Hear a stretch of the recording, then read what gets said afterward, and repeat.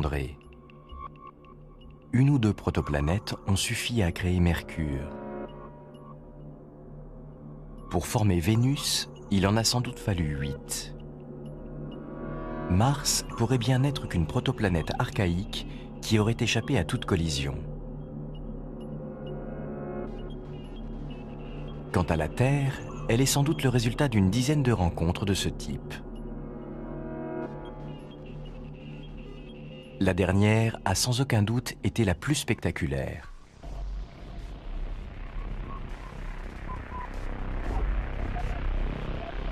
Cette planète est déjà presque la Terre. Elle est née de la collision de plusieurs protoplanètes.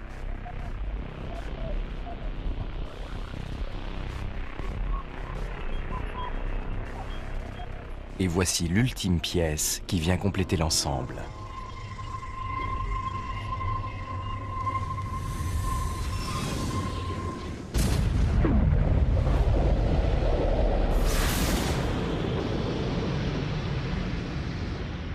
L'extraordinaire puissance du choc expulse d'énormes quantités de roches en fusion jusque dans l'espace.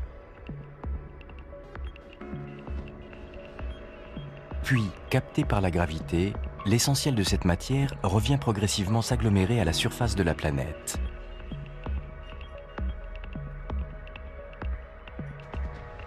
Mais la collision ne s'est pas produite de manière totalement frontale, et certains débris ont été projetés encore plus loin dans l'espace. Ils sont restés en orbite autour de la planète longtemps après l'événement.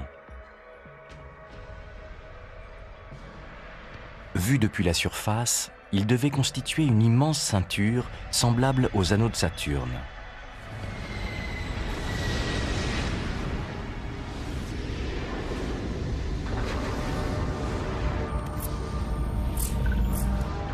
À leur tour, ces fragments se sont télescopés, fusionnant à de multiples reprises, jusqu'à donner naissance à un objet céleste imposant.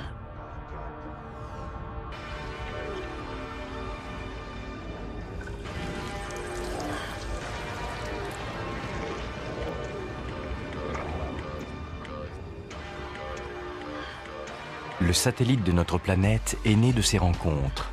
Il nous est désormais familier. C'est la Lune.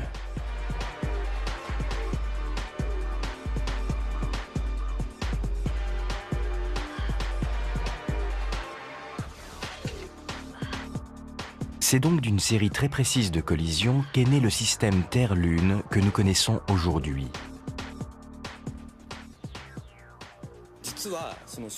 Si les protoplanètes s'étaient percutées différemment,